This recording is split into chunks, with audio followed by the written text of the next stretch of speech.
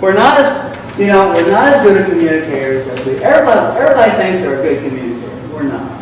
Nobody is a great communicator. Nobody is as good at communicators as they think they are. So you have to recognize that superintendents are starved for information. Is that a fair statement? Would you agree with that? We're starved for information. As superintendents, we don't share enough information with the superintendents as we should. We need to do as much as we possibly can. We can't over-communicate. But I don't know if that's, hopefully your guys that work for you are not starved for information, but you have to over-communicate. You're doing these daily huddles. You have to over-communicate. Tell them as much as you possibly can, because everybody on the work crew is starved for information. And great communicators are great listeners. It starts with listening. And you should, the top people should listen 80% of the time. And you can't speak and listen at the same time. You can't listen and speak at the same time. What are they saying? What's the employee saying to you? What isn't he saying to you? And most importantly, what would he like to say, but he doesn't say to you because he's afraid? So you have to overcome that, once again, by having a positive attitude. So you're not afraid to tell you what's on his mind. Donnie Mize used to work for Reynolds. How many of you know Donnie Mize? He used to work for John Reynolds, the Reynolds Company. And he said at Reynolds, they never complimented anybody because if they did, they were afraid the person would want a raise. Right? Well, we compliment you, and we want to give you a raise. Both, right?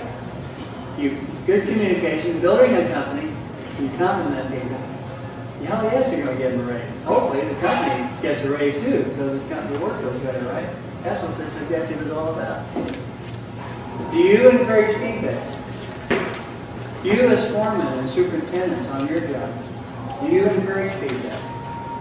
Do you want to know? Do you want to know if somebody thinks you're not doing a good job or making the wrong decision in a situation? You want to know that, don't you? If people working for you are unable to tell you that they think you're making the wrong decision, we're in deep trouble as a company.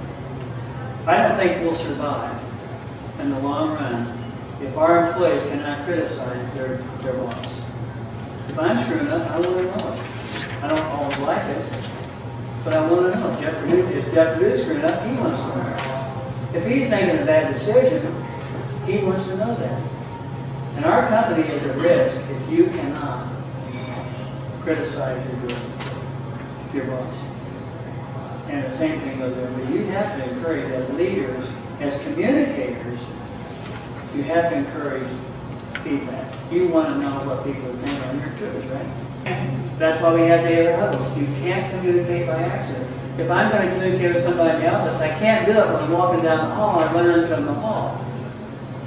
I've got to have a formal one, and we do one-on-one meetings. Now Jeff is one of our biggest proponents of one-on-one meetings, and so is Doug Bowen. And frankly, I wish we'd done more of this when I was president, when I was running the place. So if you're going to be a successful company, if you all are going to be successful, how many of you have managers of one sort or another working for you? Right? Most of you are foremen, right? Do you have sub-foremen? Do you have a lead foreman? Do you have a sub-leader under you? Do you have a lead man that you're working with? Are you training that lead man to be a foreman? Are you consciously training your lead man to be a foreman? That's your job. That's your job. That's maybe the most important job you have, is to train your lead man to be a foreman so that you then can become what? What? Superintendent. We want you to be superintendents.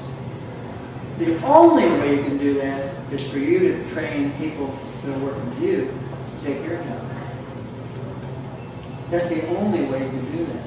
And you do that, you start that with the one-on-one meetings. Are you developing an organization within your crew? Are you looking for people that can become foremen and do what you're doing in our company so that you can become the next General Valve? We want you to be John Bell. We want 5 John Bells to come from the Alcoa Chapter, right? And you do that by communicating and growing people and improving the process. Not just pouring concrete, but how do we help the beat man grow where he can pour the concrete and you can move on and you can run 3 concrete crews. That's the way we build, and that's the only way we'll ever become a $600 million company and still be in business 4 years. I've always had the philosophy that if I have a good idea for a guy working for me, if I can't convince him that my idea is the right way to go, I don't do it. I've always had that feeling. It's up to me to sell my ideas. It's up to you to sell your ideas. You have to sell your ideas to your crew. Well, you have to sell them. And sometimes you may not get, that carpenter doesn't want to think your answer is the best way to go. Well, my history, if I can't sell it, I'm not going to do it. Now, you have to weigh that. But you still have to sell your ideas.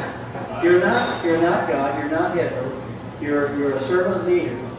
And you have to sell your ideas. You have to work with the people you're working with to get your ideas.